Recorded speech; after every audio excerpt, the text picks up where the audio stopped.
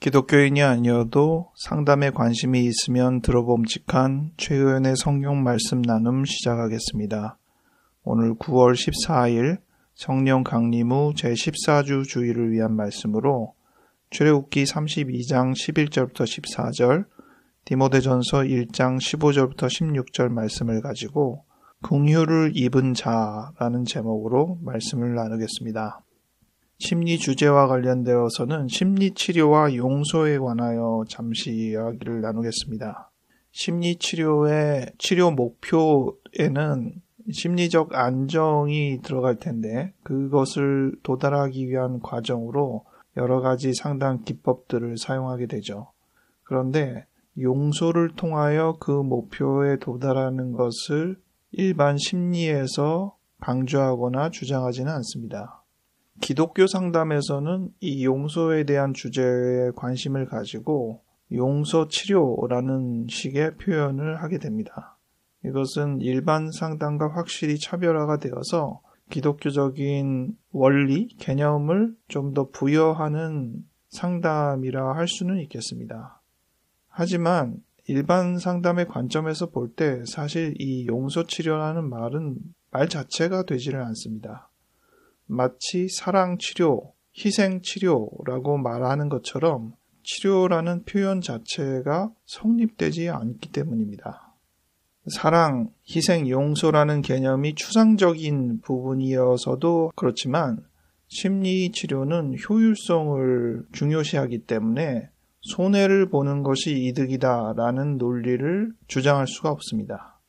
용서라는 개념을 심리적인 용어에서 허용할 수 있는 개념으로 치환하자면 아마도 분노의 중화라는 표현이 가장 적절할 것입니다. 그런데 분노를 중화시키기 위해서 할 수 있는 방법이 용서도 한 가지 방법일 수는 있겠지만 그것만이 유일한 길은 아니라고 해야겠고 또 용서는 해야 한다는 당위성이 부여될 수 있는 주제가 아니라 선택의 주제가 되기 때문입니다.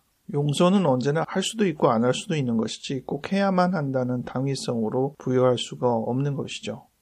가장 결정적인 문제는 용서치료는 용서하는 치료라는 것입니다. 용서받는 치료가 아니라. 그렇기 때문에 자칫해서는 잘못을 당한 사람이 제대로 그 잘못에 대한 해소를 하지 못하고 끝날 수 있다는 것입니다. 기독교인들이 용서치료에 대한 의미를 어떤 의미로 제공하려는지 그 취지는 알겠지만 자칫하다가는 용서가 선택의 문제가 아니라 강요의 문제가 될 수도 있고 감정의 정리가 되지 않았는데 그것을 덮으려는 느낌처럼 보일 수 있어서 매우 조심스러운 영역이 된다는 겁니다. 기독교에서는 그런 식의 개념으로 용서를 퇴색시키게 되는 예들을 보게 되거든요. 종교 지도자의 잘못을 교인들이 용서해줘야 한다는 개념을 먼저 지도자 계열 쪽에서 들이댄다든지 하는 경우가 있기 때문에 이것은 굉장히 조심해야 되는 부분이 아닌가 싶습니다. 용서치료와 비슷하게 생각할 수 있는 개념 중에 하나가 오늘 주일 성서가 2개로 제가 정해드렸는데 그 중에 첫 번째인 출애굽기 32장의 내용입니다.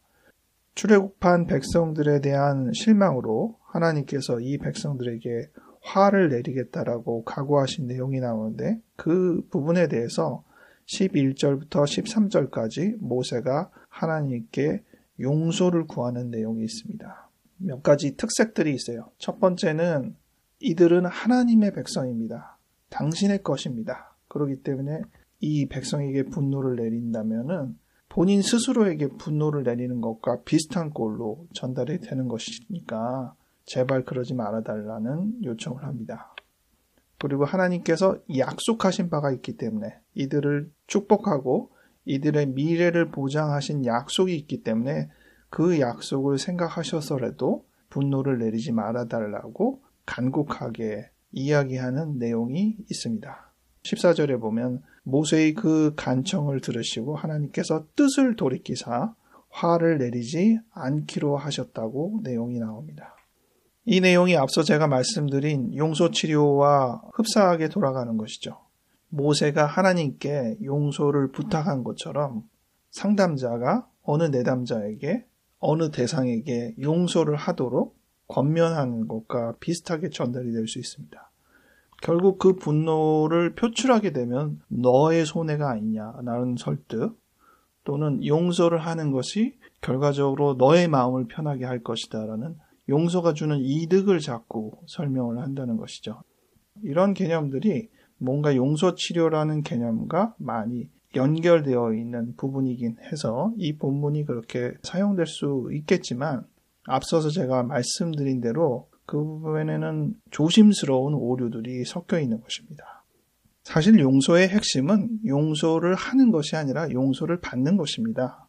여러분의 인생에서 용서를 받은 경험을 생각해 보십시오.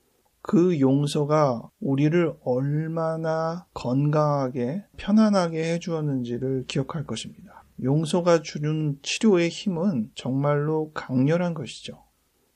오늘 디모데전서 1장의 16절에 보면 내가 긍휼을 입은 까닭은이라고 표현이 나옵니다. 긍휼을 입었다, 자비를 얻었다. 이것은 용서를 받았다는 내용과 동일한 내용이라 할 수 있겠습니다. 이 긍휼을 입었다라는 표현과 흡사하게 또 이 16절에서 쓰는 표현은 하나님께서 일체 오래 참음을 보이셨다는 것입니다. 우리가 무수한 잘못과 죄를 저질렀음에도 불구하고 꾸준히 오랫동안 참으시며 기다리셨다는 것이죠. 이렇게 주님께서 우리를 용서하신 이유는 우리가 긍휼을 입은 자가 되게 하심은 본을 보이기 위함이라고 했습니다. 나처럼 다른 많은 사람들도 용서를 입고 구원을 얻게 되기를 바라는 하나님의 마음으로 우리가 먼저 긍휼을 입었다는 것입니다. 찬송가 438장에도 비슷한 가사가 있습니다. 내 영혼이 은총 입어 중한 죄짐 벗고 보니 슬픔 많은 이 세상도 천국으로 변하도다. 내가 용서를 받고 나서 긍휼을 입고 나서 이 어려운 세상도 환하게 보이게 되는 것입니다. 찬송가 305장 가사도 비슷하게 이해할 수 있는 내용인데 나 같은 죄인 살리신 주 은혜 놀라와. 주님께서 우리에게 은혜를 내리신 것, 주님께서 우리의 죄를 용서하신 것, 정말 놀라운 일이고 우리를 살리고 구원하는 일인 것이죠. 그래서 확실히 용서는 힘이 있다는 것을 알게 되는데, 그렇다고 해서 그거를 용서치료라는 개념으로 무조건 확산하기에는 한계가 있을 거라고 생각합니다. 물론 우리가 주님을 향한 우리의 무수한 죄의 그 빚을 탕감받을 때 우리가 얼마나 기쁩니까? 그런 감격을 소유하게 되면 당연히 우리가 또 우리에게 잘못한 사람들 정도의 잘못이야, 그깟 것이야, 그 정도쯤이야 하면서 자연스럽게 용서의 물을 흘려내려 보낼 수 있을 것입니다. 하지만 우리가 마음 편하자고 용서하는 것은 아니라는 것이죠. 화를 중화하기 위해서 용서하는 것이 아닙니다. 우리가 용서를 할 수 있는 것은 우리가 그만큼 용서를 받은 감격을 가지고 있기 때문에 가능한 것입니다. 여러분은 이런 감격스러운 경험을 하신 적이 있으신가요? 무엇보다도 우리가 누구에게 어떤 잘못을 했는지를 깊이 생각하고 뉘우치는 마음이 있어야겠죠. 우리의 잘못을 깨달은 입장에서 용서해달라는 말을 감히 할 수 있습니까? 정말로 잘못한 것이 느껴진다면 그런 말은 우리가 먼저 꺼낼 수 있는 부분이 아니죠. 마침 그 대상이 우리를 용서해 준다면 정말 얼마나 놀라운 일입니까? 예상치 않은 그 용서를 받을 때 우리의 마음은 정말 눈 녹듯이 녹아내릴 것입니다. 주기도문, 예수님께서 우리에게 가르쳐 주신 기도문에서 우리가 우리에게 죄 지은 자를 사하여 준 것 같이 우리의 죄를 사하여 주시옵고, 이렇게 기도하라고 예수님은 가르치셨습니다. 이 부분 때문에 용서치료 비슷하게 기독교인으로서 우리가 용서를 해야 한다는 필요성을 명심하게 됩니다. 그것은 사랑해야 한다, 희생해야 한다는 표현과도 비슷하게 작용하는 것이죠.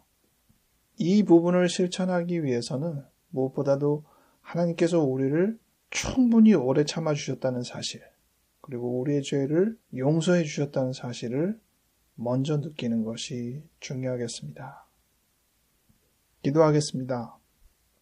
하나님, 주님께서 우리를 받아주시고 그렇게 오래 참아주시고 기다려주셨음을 인하여 감사드립니다.